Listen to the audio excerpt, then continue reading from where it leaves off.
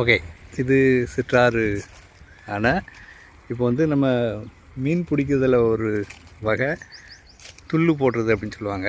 அந்த துள்ளு ஆற்ற மறித்து துள்ளு போடுறதுன்னா என்ன, அது எப்படி மீன் பிடிக்கிறது, அது எப்படி செட்டப் பண்ணுறாங்கிறத லைவாக காமிக்கிறேன்.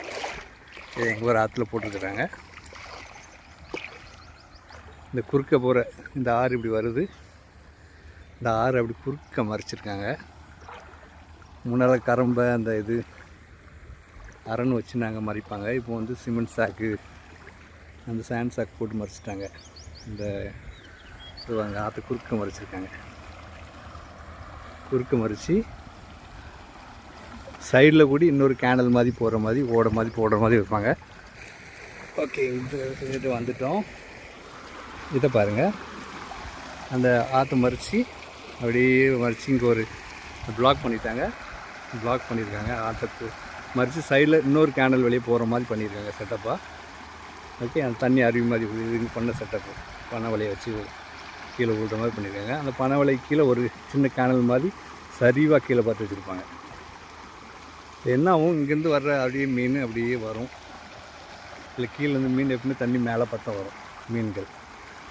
ஓகே, மேலே பார்த்து வரும்போது எப்பவுமே மீன்களோட மென்டாலிட்டி என்னன்னா, இன்னொரு நீர்நிலை பக்கத்தில் தெரிகிற மாதிரி இருந்தால் அங்கே ஜம்ப் பண்ணும். அப்படி தான் போகும். ஓகே, இப்போ அந்த மீன் அப்படியே உழுது மேலே அப்படியே ஏறி வரும். தண்ணி கீழே பார்த்து போகும்போது தண்ணியில் அப்படியே மீன் மேலே ஏறி வந்து இங்கே ஒரு நீர்நிலை பார்த்தோம்னா இங்கே ஜம்ப் பண்ணும். பட் அது வந்து பானை ட்ராப்பு. சரிதா?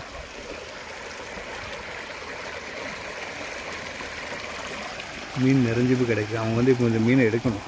ஆக்சுவலாக இந்த இதில் தான் மீன் வந்து ஜம்ப் பண்ணி வந்துடும்.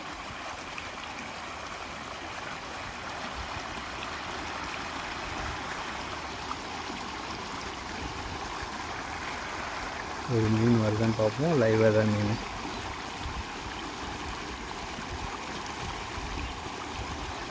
கீழே இருந்தால் வரும். ஆக்சுவலாக கீழே வந்து அப்படி மேலே ஏறி வரும்பொழுது இங்கே ஒரு வாட்டர் சோர்ஸ் பார்க்கும்போது ஜம்ப் நேரம் அங்கே ஆற்றுல ஏறி மேலே போகாமல் இங்கே வந்து இதில் ஜம்ப் பண்ணி வந்துடும்.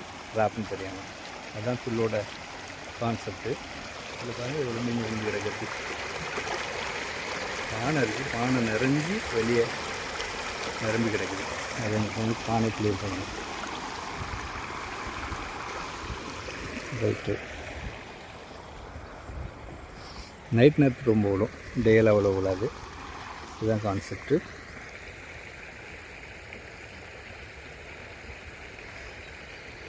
ஓகே, 2 பாயிண்ட் வச்சுருக்காங்க. அங்கே ஒரு துள், முன்னால் ஒரு துள் தான் போடுவாங்க யூஸ்வலி. இப்போ 2 துள் போட்டிருக்காங்க. மறைச்சி 2 சப்ஜெக்ட் மாதிரி ஒன்று பண்ணி போட்டிருக்காங்க. ஓகே.